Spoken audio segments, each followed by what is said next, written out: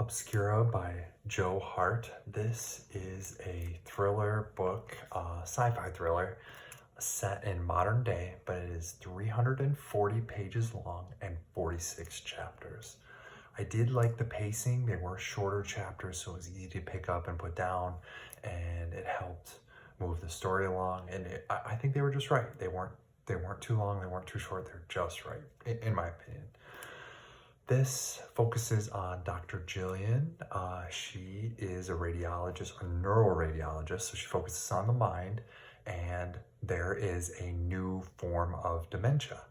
It is called Loyogens. I'm not sure how to pronounce it, but either way, they call it the fuzzies, and really you just start to lose your memory, just like dementia, and it can affect anyone at any age. So her husband comes down with it, and that is her motivation to get her PhD and then go into the field. So when the opening scene, the book opens, the main character, Dr. Jillian, she, is struggling with finding funding for her research to help, cure this disease. And turns out that her daughter also has it. So she ends up losing her husband to the disease and then is trying to save her daughter before she succumbs. So pretty intense.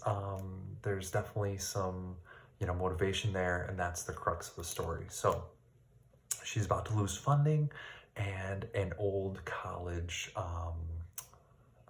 ex shows up, and he says he works for NASA on this secret technology and followed her work and really wants her help with this project. He says, if you help with this project, you should have funding, unlimited funding, future funding. So, giant carrot. The catch is that she has to go away for 6 months into space. So although exciting, she also has to leave her daughter who has the, this dementia disease. So I did like that some of the characters talked about Stephen King books, mainly the Skeleton Crew, which is one of the only Stephen King books I've read and enjoyed quite a bit. So they focused on The Jaunt, which it talks about teleportation and stuff like that. So I don't really remember that one a ton. The one that I liked the most was The Mist. That really made my hair stand on it. But anyways, this is focusing on this book. The characters reference it and use it as, a connection that they talk about. I can also see parallels or inspiration from The Shining. That one dealt with isolation, which, you're in space and, the main character, Dr. Jillian, does deal with that. So that was pretty key. And I did notice a parallel between the rubber mallet from The Shining and the crowbar from, this book, Obscura. So that was pretty cool. I really liked that part. Burke is by far my favorite character, the Swedish research assistant. He is just awesome all around. Super cool. Like, he should have his own spin-off show and all that stuff. He just seemed like a superhero. So in addition to isolation, this book also deals with addiction. The main character, she struggles with addiction because she's recovering from a car accident. Her husband was driving, and she, broke both of her legs, like, in multiple places. So she had a titanium plate, and so she had opioids that she eased off on. They abbreviate it for hydro. They call it hydros. I don't remember the official medical name, but that, for me, I didn't really have anything to relate to that. The closest addiction that I could say I had was probably poison ivy and recovering from poison ivy.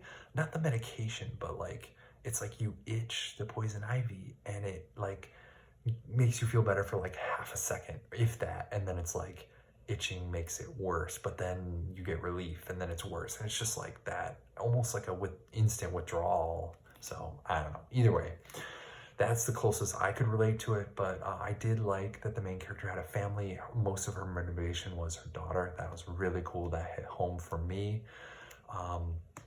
And when she was alone in the spaceship, I had goosebumps on an 80-degree day. Like, this was, I don't know what it was about that scene, but the author did a great job of describing the sensations, the aloneness, the awareness, just all of it. It was just, ooh, man, This guy is a good author, and I really enjoyed it.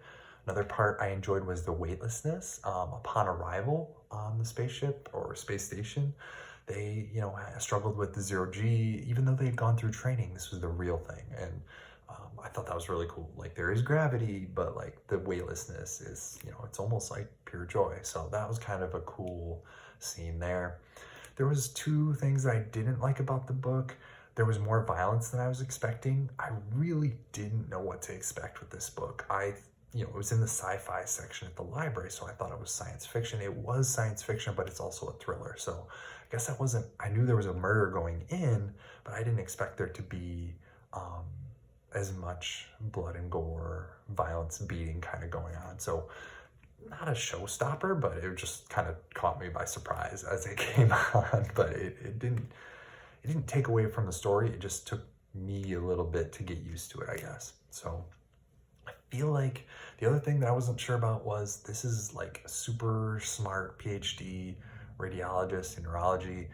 She gets left in the dark. Like, they give her reasons, and I feel like she would be smart enough or sharp enough to ask why, the motivations, the why behind these things. I get that they're keeping her at a secret, and there's like layers to this story that unveil the conspiracy, but I still feel like she would have asked more questions and like gotten more straight answers before going. Either way, I did enjoy the ending. I liked the way it turned out. I liked the whole story. The buildup was really good. It kept me guessing just about the entire way. Just a great, nicely packaged story. It was just long enough. 340 pages. It wasn't too long. It was a great story. I was pleasantly surprised. I had never read anything from this author, and really, I just saw it in the bookshelf in the library. So that's how I got a hold of this book. There was one quote. There was a couple quotes that stood out, but the one for me is when the main character, Dr. Jillian, is talking with the other scientist who invented the teleportation. Come on in. Dr. Ander moved to the table and placed his hands on the back of the reclining medical chair and sat as if reading her thoughts. He turned in the chair back and forth and says, "Doesn't seem real, does it?" "No, it doesn't."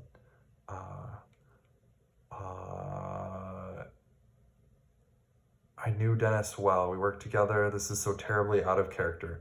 Everyone's a mystery, even to themselves. So I kind of read the wrong section there, but that's okay.